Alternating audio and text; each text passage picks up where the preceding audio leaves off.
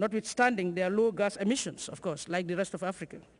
When natural disasters strike, the impact in our own countries is usually very devastating for these developing countries as well.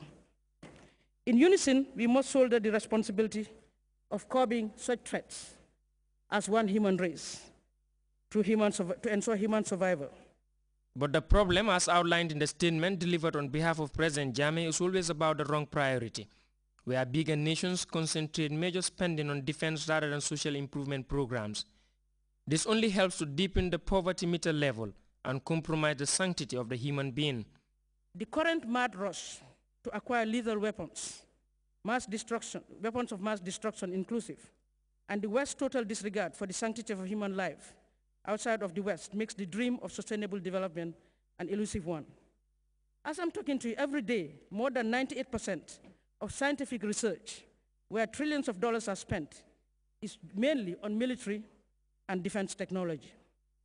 Less than 10% of the current scientific and technological breakthroughs is on biomedical or medical technology. I'm convinced, therefore, beyond any reasonable doubt, that war surely does not enhance sustainable development, but sustainable destruction and endemic and sustainable poverty. The President's statement tells a poetic truth in such a rhythm that impacts total silence within the hall where the leaders gathered for the conference.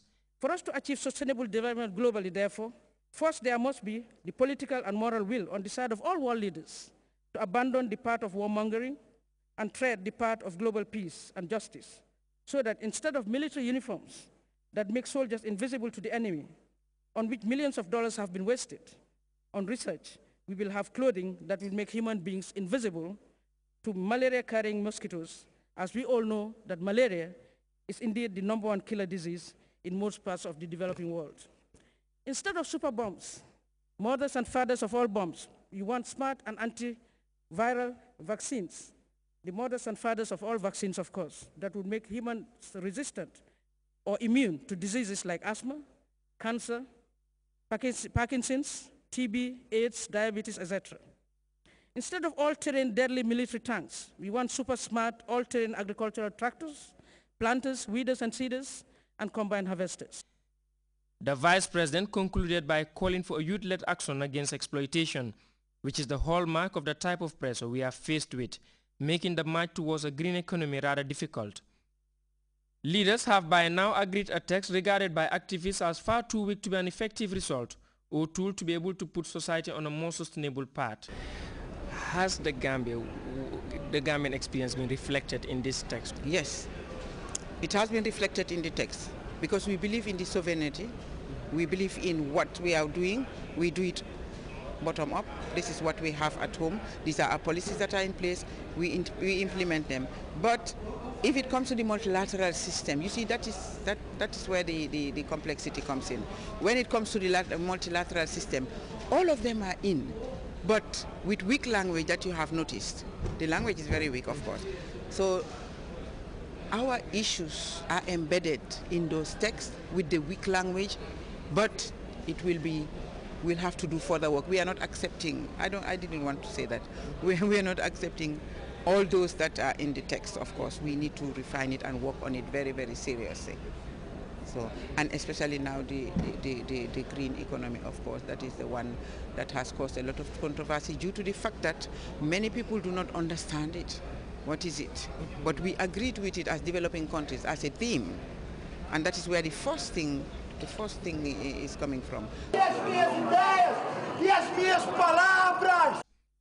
These two comprise the institutional framework for sustainable development, just as it did the first core subject of discussion, green economy, in the context of sustainable development and poverty eradication.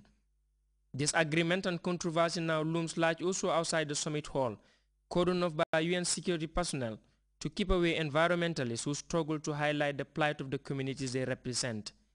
Abdul Njai, GRTS.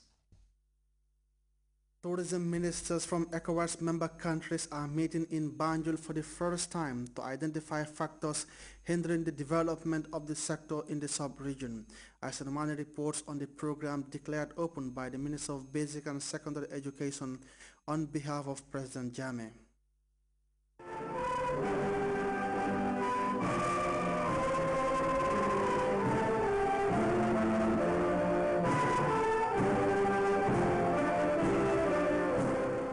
The smiling coast of Africa is playing host to the first ever ECOWAS Ministers of Tourism meeting.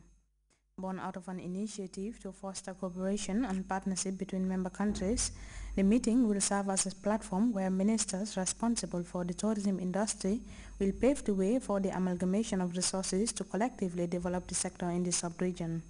This is the first time ever that tourism ministers of ECOWAS member states are meeting to look at issues of common concern in regards to the development of sub-regional tourism.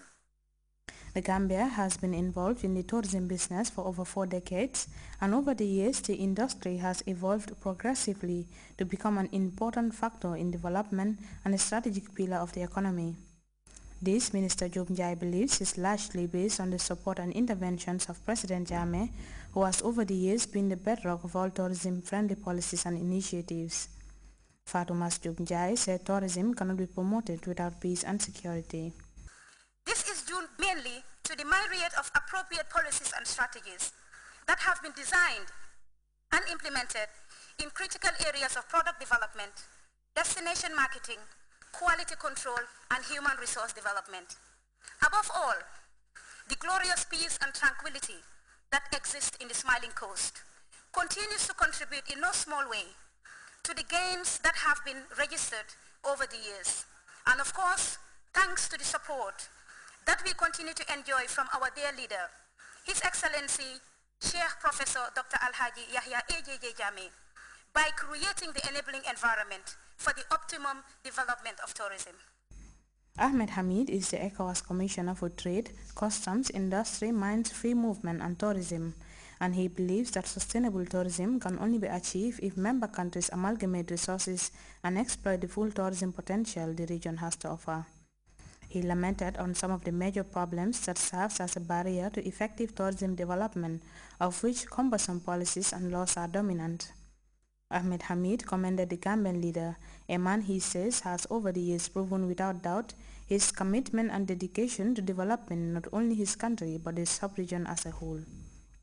He described President Jammeh as a man who is committed to the integration of ECOWAS and plays a pivotal role in all sectors of the sub-regional body. Fatlamin Faye presided over the opening on behalf of President Jammeh, and she believes that the West African sub-region is endowed with diverse natural and cultural attractions and can surpass expectation if resources are judiciously utilized. Critical and in-depth glance at the West African sub-region reveals that there is a treasure trove of both natural and man-made attraction in abundance, including a plethora of world-class tourism attractions ranging from quality hotels and serene beaches to sites of historical and cultural importance, not only to our countries, but humanity at large. In a nutshell, the West African sub-region is well endowed with diverse natural and cultural attractions that could render our community a tourist haven in Africa. Officials say tourism is becoming increasingly diversified with growing probability of assuming a regional dimension, and therefore the need to think globally, act locally and plan regionally is crucial in the attainment of the desired objectives and results. The platform therefore is expected to help in achieving unification of products to a global audience, offer variety and satisfy the needs of the visitors, whilst at the same time expedite regional integration through tourism. For Grts News, I am Estumane. We'll now take our first break. The news continues momentarily.